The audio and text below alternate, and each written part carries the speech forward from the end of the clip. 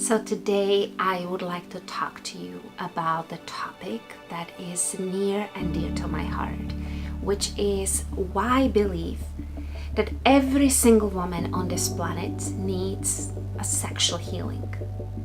And instead of me telling you how to have sex for 9 hours or how to have multiple orgasms, which are of course beautiful and juicy topics, I would love to talk about something much more deep and much more intimate.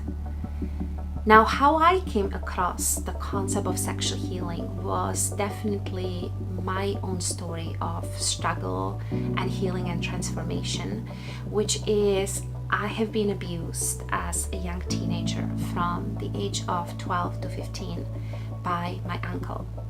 And when I think back about the experiences, so much of that comes with like hazy memory. But one thing that I recall very vividly is when I begin to understand what my uncle is doing to me, kind of around the age of 15, and I started to speak about it and try to vocalize the horrible suffering that I'm going through. No one believed me. My family and my closest friends actually put all the guilt and all the shame on me and made me believe that I was responsible for my uncle's behavior. Now, moving forward, I kind of packed this whole trauma and abuse deeply inside of my body. And it was not until I met my husband, the man of my dreams, in my early 20s, that so much of those memories and painful experiences began to surface. I had a very hard time being deeply intimate with him. I had a very hard time being open and surrendered in bedroom.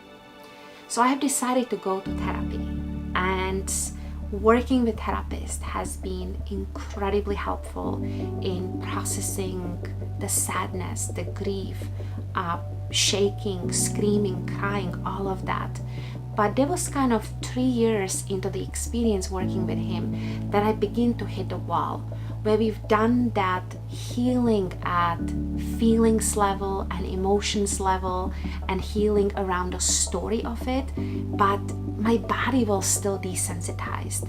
My body was still numb. My body was still shutting and locking down when my husband tried to touch me or connect with me in a really meaningful way.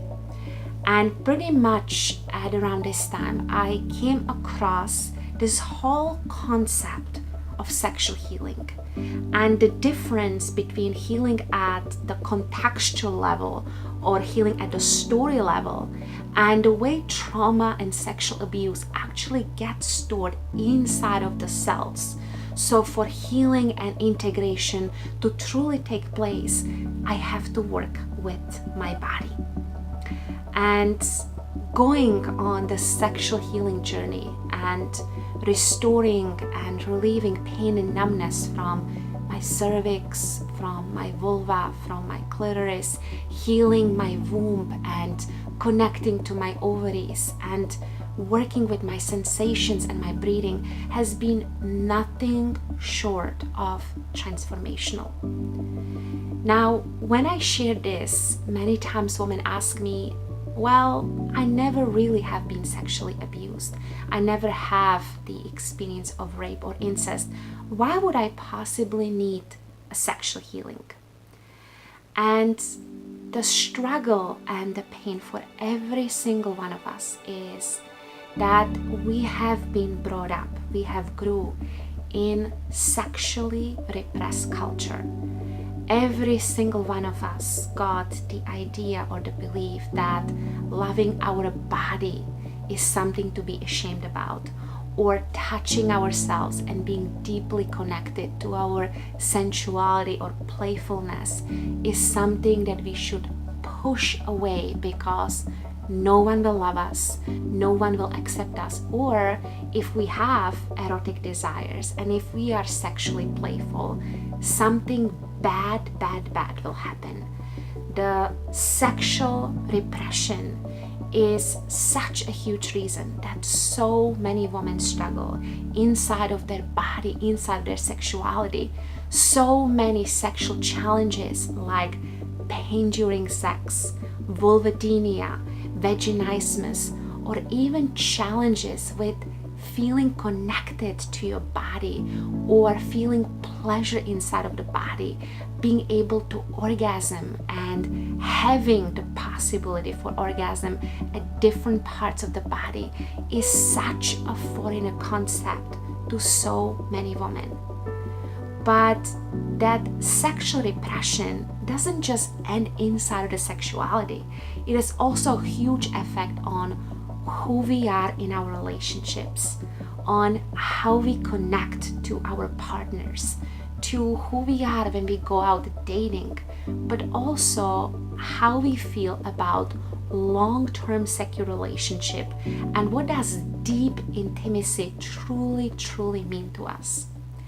Now, sexual healing is not about going into black hole and diving deep into healing and then not being able to step out of that and take care of yourself, take care of your responsibilities, and be able to go to work. Sexual healing done meaningfully and gently is about having a safe container where you can go with love, with compassion, release shame and trauma and grief and pain and disconnection, and then replace that with qualities that you want: beauty, celebration, life, compassion, aliveness, sexiness. And because you have that safe container, it actually allows your nervous system to really digest that and be able to get through your day.